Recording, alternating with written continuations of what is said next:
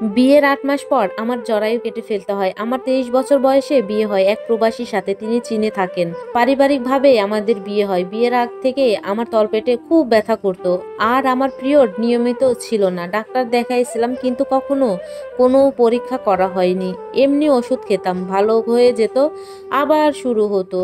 এমন করেই দিনগুলো পার করতেছি। বিয়ের পর থেকে পেটে ব্যথা আমার অনেক তীব্র আকারে ধারণ করে। যখন শারীরিক সম্পর্ক হতো সবসময় রক্ত যেত। আমি খুব অসুস্থ হয়ে যাই।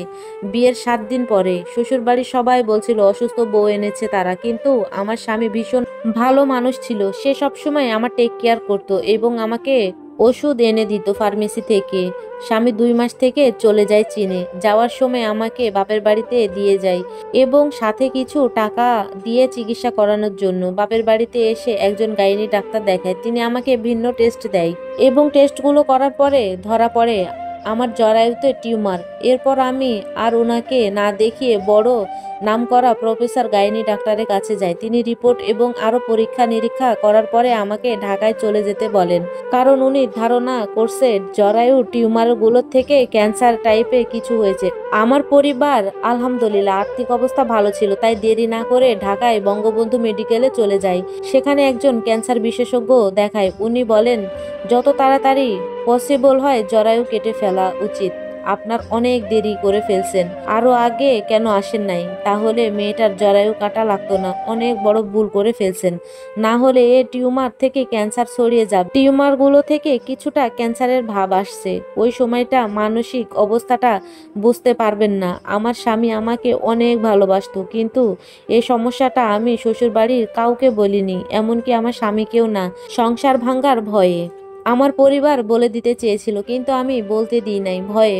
যদি উনি আমাকে ছেড়ে দেয় এ ভয়টা আমি পেয়েছি। অপারেশনের আগের দিন উনি যখন আমাকে ফোন করেন, আমি বলি আচ্ছা আপনি কি আমাকে কখনো ভুলে যাবেন? উনি বলেন কেন এ কথা বলছো? তোমাকে ভীষণ ভালোবাসি আমি, কিন্তু মনে মনে বলি সত্যটা জানলে হয়তো আপনি ভুলেই যাবেন আমাকে। সেদিন রাতে নামাজরত অবস্থায় রবের দরবারে অনেক কান্নাকাটি করি। আল্লাহ শুধু বলেছি আল্লাহরে মানুষটা যেন আমার জীবনে থাকে। পরের দিন অপারেশন হয়, আমার জরায়ু কেটে ফেলা হয়। আমার অপারেশনের ৯ ঘন্টা পর জ্ঞান ফিরে আসে। ডাক্তাররা আমাকে প্রতি ৪ ঘন্টা পর পর একটা করে ইনজেকশন মারতো। মেডিকেলে ১২ দিন ছিলাম। এরপর আমরা চিটাগাংয়ে আসি। মাসে একবার ঢাকায় যেতাম চেকআপের জন্য। আমার স্বামীকে কিছুই বলিনি। অপারেশনের সময় অসুস্থ ছিলাম। উনি প্রতিদিনই ফোন দিত। তখন বলতাম জ্বর উঠছে, শুয়ে আছি তাই। উনি পাগল হয়ে যেত। টাকা পাঠিয়েছিলেন ডাক্তার দেখানোর জন্য ১০,০০০। আমি বলেছিলাম জ্বর উঠছে সামান্য, এত টাকা পাঠাতে হবে না। উনি বলেছেন আরগুলো দিয়ে কিছু কিনো তুমি। আস্তে আস্তে আমি সুস্থ হলাম। ৫ মাস বাপের বাড়িতে ছিলাম। ৫ মাস পর শ্বশুর বাড়িতে যাই। আমার শাশুড়ি অনেক রাগারাগি করে এতদিন কেন ছিলাম, কিন্তু স্বামী নিষেধ করায় উনি তেমন কিছু বলেনি। শ্বশুর বাড়িতে সবসময় মনোরম হয়ে থাকতাম। দেখতে ইচ্ছা করতো, কিছু করতে ইচ্ছা করতো না। খেতে ইচ্ছা করতো, কিছু করতে ইচ্ছা করতো না। তারপরেও কাজ করতে হতো। লুকিয়ে লুকিয়ে ওষুধ খেতাম, কারণ ওনারা দেখলে জিজ্ঞাসা করবে এত ওষুধ কেন খাচ্ছি। আমার মা এসে ওষুধ শেষ হলে লুকিয়ে ওষুধ দিয়ে যেত। আমার মা বারবার বলছিল শ্বশুরবাড়ির কাউকে না বললেও যেন জামাইকে বলে দিই, কিন্তু আমি বলিনি উনাকে হারানোর ভয়ে। আমার স্বামী ২ বছর পর ছুটিতে আবার আসে ৪ মাসের জন্য। আমার স্বামী আমাকে বলে তুমি এত শুকিয়ে গেছো কেন? আমি হেসে বলি আপনার চিন্তায় চিন্তায় আপনি এসেছেন, এখন মোটা হয়ে যাব। উনার সাথে আমার শারীরিক সম্পর্ক করতে তেমন ইচ্ছা হতো না, কিন্তু কিছু বলতাম না। তারপরেও আমি খুব ভয় পেতাম। সুযোগ পেলে ওনাকে জড়িয়ে ধরতাম। সব সময় মনে হতো সত্যটা জানলে হয়তো আমাকে ছেড়ে দিবেন। আমার শ্বশুর বাড়ির মানুষজন বলে বাচ্চা নিয়ে ফেলো। আমার স্বামীও চাইছিল একটা বাচ্চা হয়ে যাক। আমি চুপচাপ শুনতাম, কিছু বলতাম না, কারণ আমি তো জানি আমার জরায়ু নাই, বাচ্চা কোথা থেকে আসবে।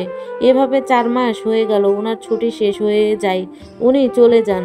আমার শাশুড়ি পিরিয়ড হয়েছে কিনা জিজ্ঞাসা করলো। মিথ্যা বলি, পিরিয়ড হয়ে গেছে।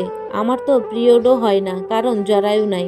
অনেকবার সুসাইড করতে চেয়েছি কিন্তু পারিনি। বাপের বাড়ি আসি উনি চলে যাবার পর।